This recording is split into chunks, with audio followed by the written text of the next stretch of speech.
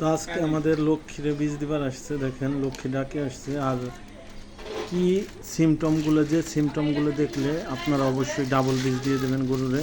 আর আমরা কি সিমটম দেখি, আমরা আজকে বীজ দিতেছি।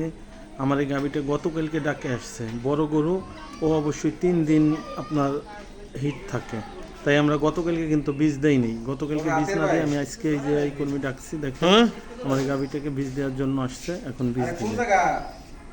তা আমরা অবশ্যই ব্যারাকের বীজ দেই। আজকে আমরা 333-এর এইচএফ ব্যারাকের বীজ দিলাম, 100% বুলের। তো এই বীজটা দেওয়ার পরে আমরা আবার কি কি সিমটমগুলো দেখলে আমরা বুঝবো যে আমার গাভীটা হিটে আছে, আবার আমার ডাবল বীজ দিতে হবে, আপনারা এই ভিডিওর ভিতরেই দেখতে পারবেন।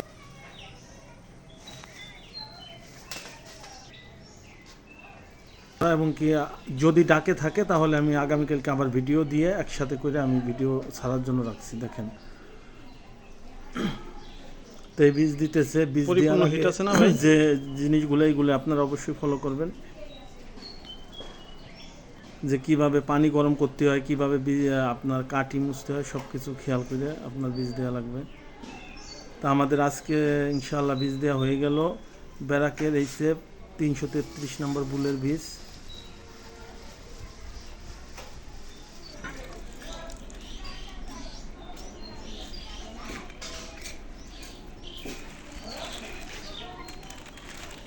এই যে এইভাবেই দেখেন সিমটম, এইভাবেই আপনার এইগুলোরে আপনারই করা হয়, প্রসেস করা হয়।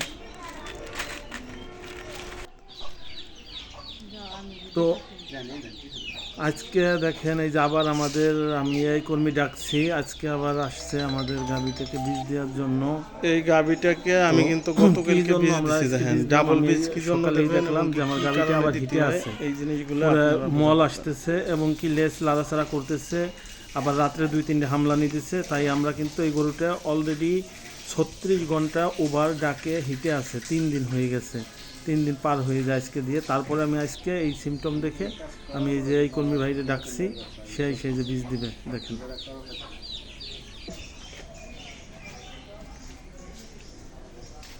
এই সেম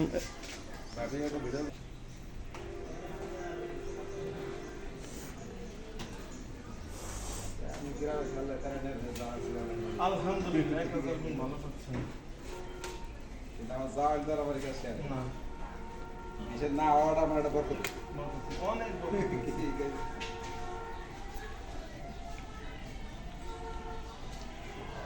মানুষই বলে ডাবল বীজ দেয়া কি জন্য দেয় বোঝে না। এই যে আমরা গতকালকে দিচ্ছি না, এটা গতকালকে দিচ্ছি, আমরা পেয়ে দিলাম ডাবল। হ্যাঁ হ্যাঁ হ্যাঁ, বড় গরুগুলো অবশ্যই ডাবল বীজ দেওয়া লাগবে। ডাবল বীজ ছাড়া আপনার মনে করেন হয় না, কারণ 3 দিন 4 দিন 2 দিন পর্যন্ত ডাক থেকে দাঁড়াও লক্ষ্মী দাঁড়াও।